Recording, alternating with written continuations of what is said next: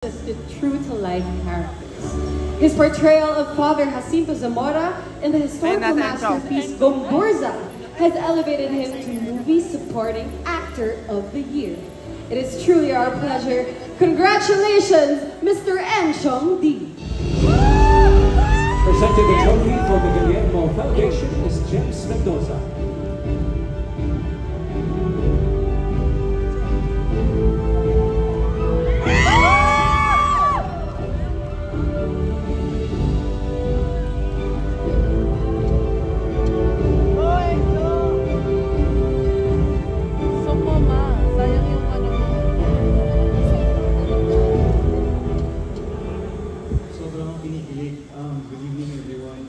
We love you, Chong!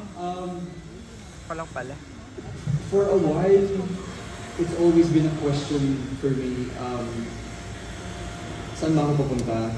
Hindi ko alam if nakikita ng tao yung efforts na nilalagay ko sa trabaho ko. Pero kanina kausap ako ni Vilma Santos, sabi niya okay daw ako. So sabi ko, yes, para ako nanalo na. Thank you, Vilma Santos po.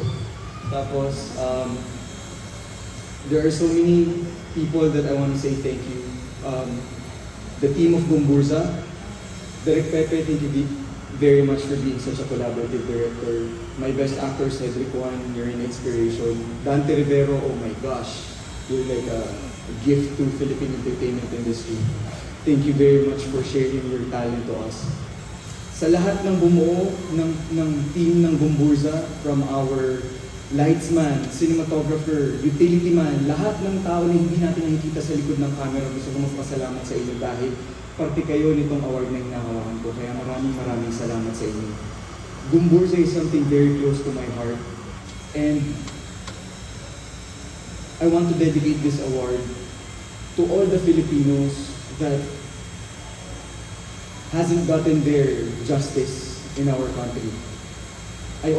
I keep saying that our justice system has gone a long way. We have improved so much, but we have a long way to go. And I want to make Gomburza as a message to all our younger generation that we can do something together. We can see our country great again. And together, we rise, divided we fall. So I just want to say thank you very much, Guillermo Mendoza Foundation, for this recognition. Thank you very much for all the people that have guided me through the years. Tita Monch, Charlene, Tito Karen, thank you very much. To my Star Magic family, Derek Lori, thank you so much. And also, to God be the glory. Thank you, thank you.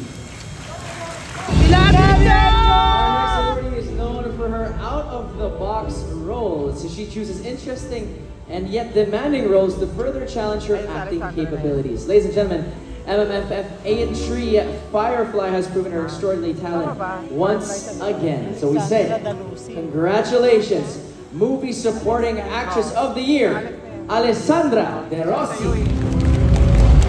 Presenting the trophy for the Guillermo Foundation is Derina Mendoza.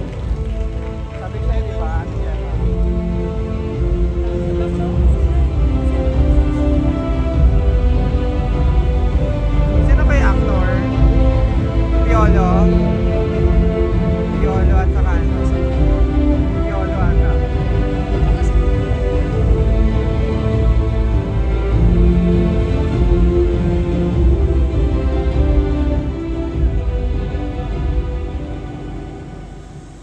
Magandang gabi.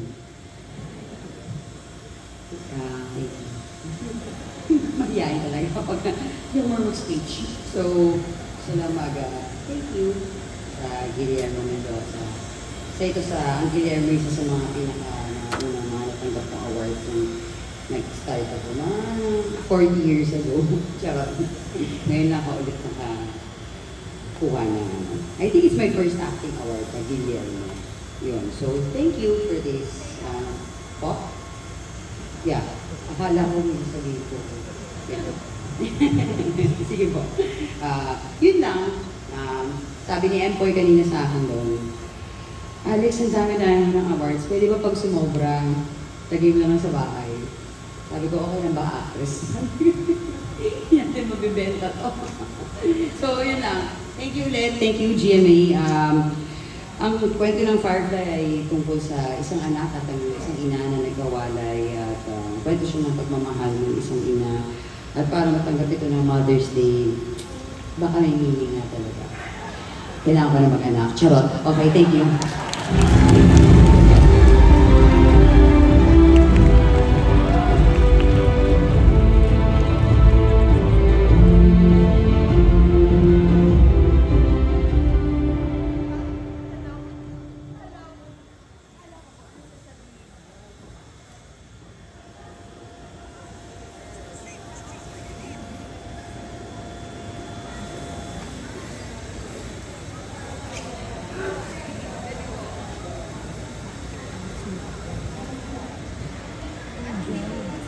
Pero may best actress.